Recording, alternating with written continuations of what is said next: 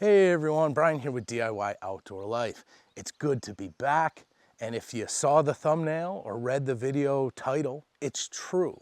We are so excited to announce and reveal the new camper that we're going to be featuring on DIY Outdoor Life.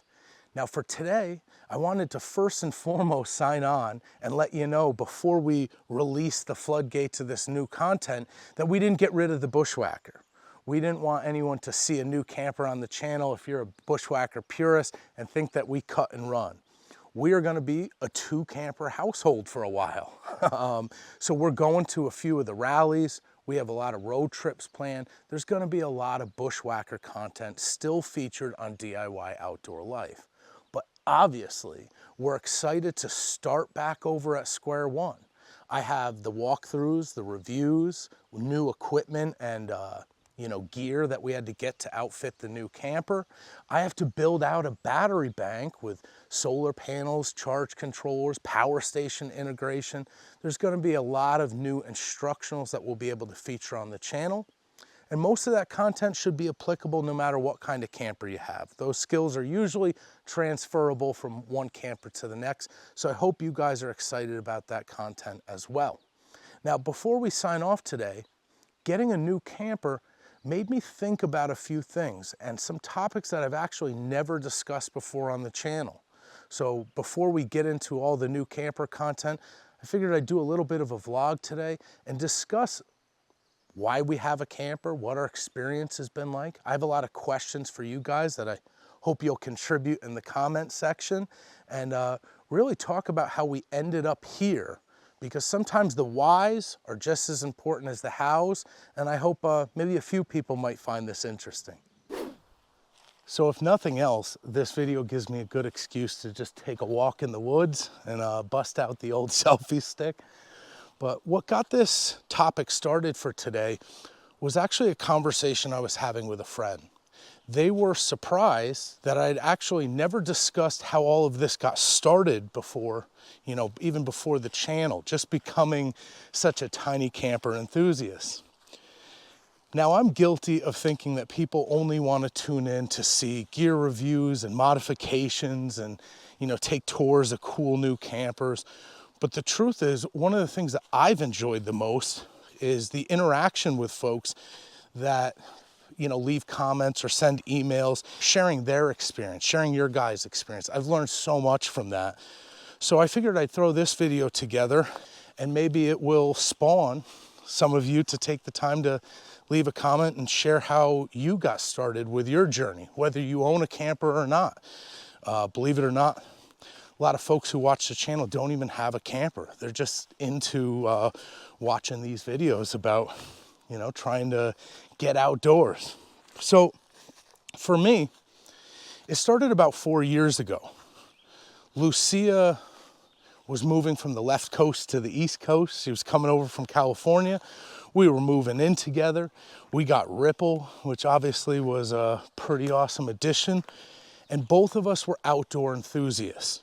We had planned to do a lot of travel. Her family's from New Mexico. She's got friends all over the country, as do I. So travel was going to be a big part of our lives together.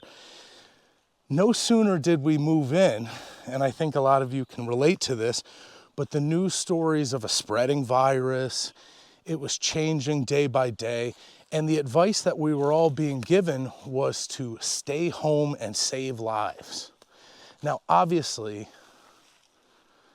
they weren't talking about this, going out in the woods by yourself. We're not staying home, but this was an approved activity. The idea was that the social events and some of the ways that we travel with airplanes and trains and whatever else people use to travel could take a bad situation and make it worse. So we had a tough decision to make. How were we going to find a way to make the outdoors a priority in our lives without, flying places and going to social gatherings and things like that.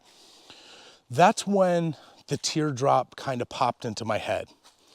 I grew up with campers, pop-ups and different types of campers, but there was something unique about a tiny camper that seemed to fit the problem we were looking to solve. right? As somebody who works with their hands, I think of like tools as mechanisms to help us achieve, you know, a goal. So for me, a teardrop, a square drop, tiny camper was a tool to help me get outdoors more. Immediately, we started with the tents. We were both backpackers and campers, and I thought about building my own trailer, and I thought about rooftop tents and van conversions and things like that. But the idea that a tiny camper could go in remote places with a little off-road capability, you could travel on a path like this. I know it doesn't look like a path, but I've driven out here with the camper before. But I could also cut through a city. You know, our Bushwhacker has over 30,000 miles on it. We've been to a lot of major cities in the US. And pulling that camper through Manhattan is not a cup of tea, but it's no more difficult than all of the delivery trucks and stuff that you see. And it's a world of difference than trying to pull a 25-foot plus camper down the street. So we knew we wanted a tiny camper. I'm not a huge fan of pop-ups. I know they're the perfect solution for so many people. I'm not putting them down, but it always seems to rain when I'm packing up. And the idea that I could shut the door, lock it, and take off was a huge priority for me that the pop-up didn't offer. Now, the decision against a van was the same thing. The ability to uncouple the trailer and not have my daily driver be dedicated to beds and refrigerators and solar panels and things like that was equally as important. So I think some of you can relate to this as to why these tiny campers seem to be the perfect tool for the job. So we actually stumbled across an ad for a dealership in Pennsylvania, Huffnagel Majors. I featured them on the channel. We were so lucky that this dealership was close to us.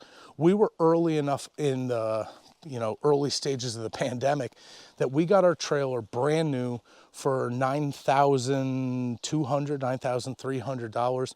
With tax tags, title, we were out the door for less than 10. The other big thing was that they had several on the lot. And I know this surprises people that bought their campers during COVID. We literally hopped in the car, drove there, bought the trailer, and took off on our first journey. We didn't even know where we were going. She was able to work remotely, and I had some time off work. But we bought that Bushwhacker and headed off for our first adventure. I did not expect that there would be as many surprises for me as there was.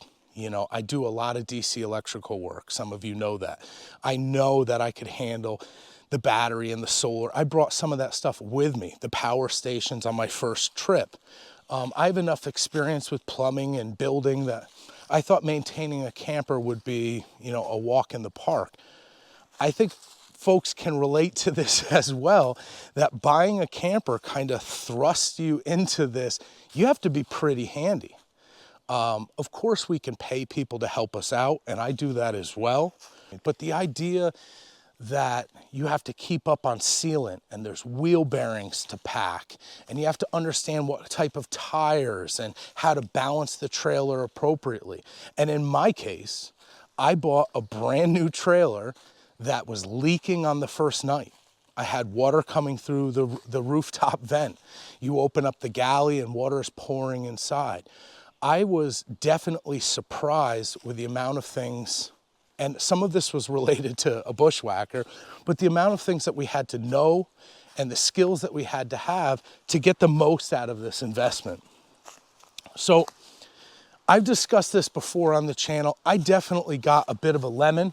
If you guys watch my early videos, I made the recommendation that nobody buy a Bushwhacker. I knew that it cost less money, but the amount of problems that I experienced, I couldn't recommend anybody else go through that. Now, you've noticed that my opinion has done a complete about face, 180 degrees. I recommend the Bushwhacker highly. I just want people to know what they're getting into when they buy a trailer. I've experienced in the last few years that a lot of trailers, even ones that are a lot more expensive than that, have the same problems, and that the skills you need, although they can be intimidating, are not that challenging. And that's why I started with some of these videos. I had become friends with Cosmo Weems, and I've discussed that before. That's a whole nother story. He's the one that got me to start the channel. He actually provided me equipment, gave me microphones, and helped me, taught me how to edit videos. I mean, he really gets the most credit for getting into this. And his experience was the polar opposite of mine. He bought one of the most expensive, highest class, well-built teardrops on the market. He brought a nice vestibule. He had the 23rd vestibule ever made. So I don't know how many they're up to now, but a lot. And he gets the credit for making such an awesome trailer company as popular as they are today. Now, Cosmo and I got together, we made a bunch of videos, but basically it was his guidance that was like, well, show people what you had to do to make your trailer carefree. So the reality is, owning a teardrop trailer completely changed my life.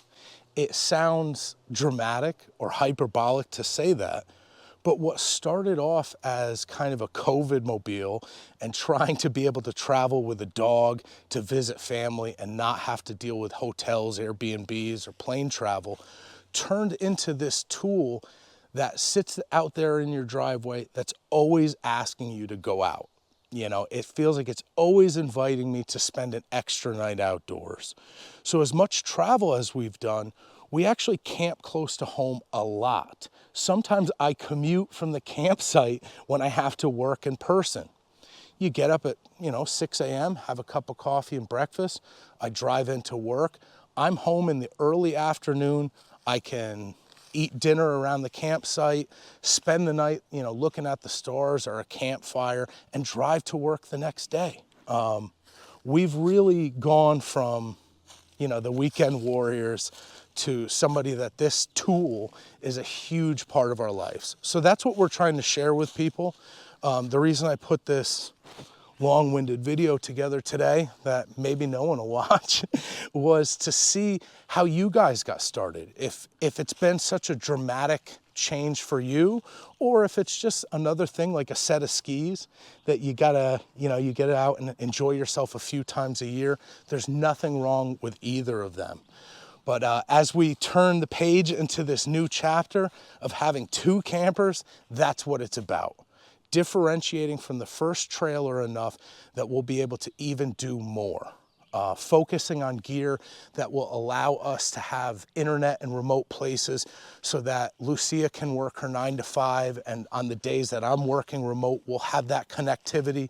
Not to be crazy techno campers that are bringing our whole houses with us, but to make the conscientious decision that we would rather be out here than at a desk.